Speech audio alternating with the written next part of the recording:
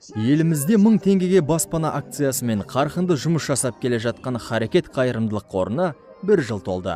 Аз уақыт ішінде жалпақ жұртқа танылған қор қазіргі уақытта көпшілік халықтың көмегімен қайырымдылыққа мұқтаж 35 отбасыға пәтер кілтін табыстады.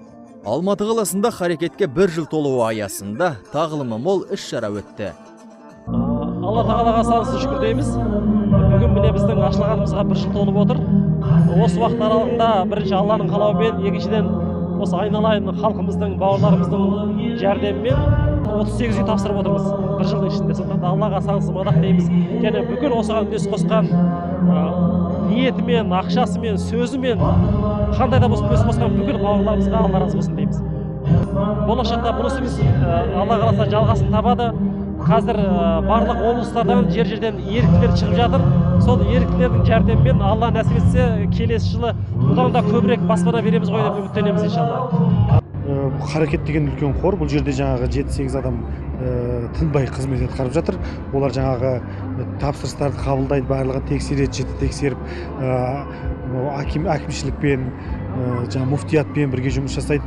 Барып жаңағы шынымен барып мұқтаж адамның жағдайын тексереді, барлығын қадағалап тексеріп барып табысталады. Онымен айналысатын осы Харекет қорындағы арнайы мамандар бар. Ал біздің мақсатымыз жарнамалық. Өйткені халықты ақшаны халықтан жинап жатқаннан кейін көбірек жаңағы адам білсін бұл қор жайында, көбірек адам бұл қордың жетістігін қарасын, және өздерінің беріп жатқан жаңағы ақшаларының дұрыс жолға кетіп жатқандарын көрсін деген сол халықпен осы Харекет қоры арасындағы дәнекерлікті қызметін атқарып жатырмыз. Жиынды Харекет қорына ақпараттық қолдау көрсетуші, жұртқа өздерінің ғибратты қойылымдарымен танымал өнер қырандары, Әзіл-Ысқақ театрының актерлері басқарды.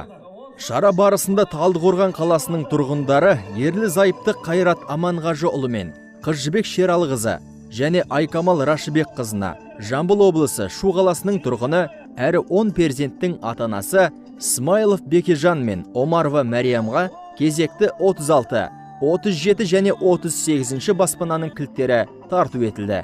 Қордың 1 жылдық жетістігімен құттықтай келген өнер адамдары да өздерінің қолдауларын білдірді.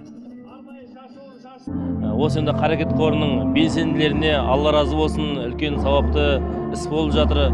Өзім өте қуаныштымын. Енді қазір осындай 1 жылдығы болып, үлкен мерекелік шара болып жатыр. Әрмен қарай жалғаса берсін. Осы Харекет қорына беріп жатқан садақаларыңыз қабыл болсын дейміз барша халыққа. Әрқайсымыз да бір көмегіміз тигізуіміз керек деп ойлаймын. Себебі берекемізді арттыратын іс ғой шынымен де. Берсек, сол нәрсе екіншіден, үшіншіден өзімізге қайтады. Сондықтан бәріміз атсалысайық деп атсалысуға шақырамын. Және де өзім шын жүрегімнен Харекет қорының 1 жылдығын құттықтаймын. Өркендеп өсе берейік. Осы қорға мерейтойға арнайылап сол Ақтөбеден Алматыға келдік.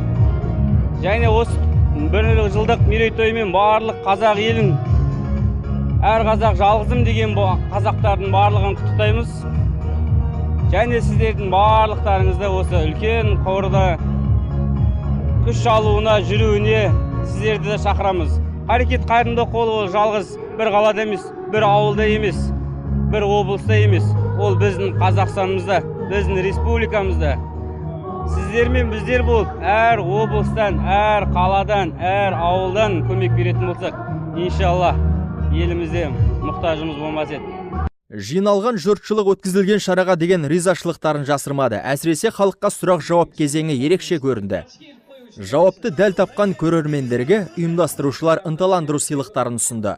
Баспаналы болған жандар көмегін аямаған барша қазақ халқына алғыстарын жеткізді. Харекет қорына 1000 алғыс. Балалардың нәсіліне қарай баспаналы болды.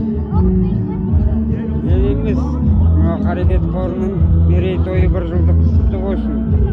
Өркейе берсін, өсе берсін, өне берсін.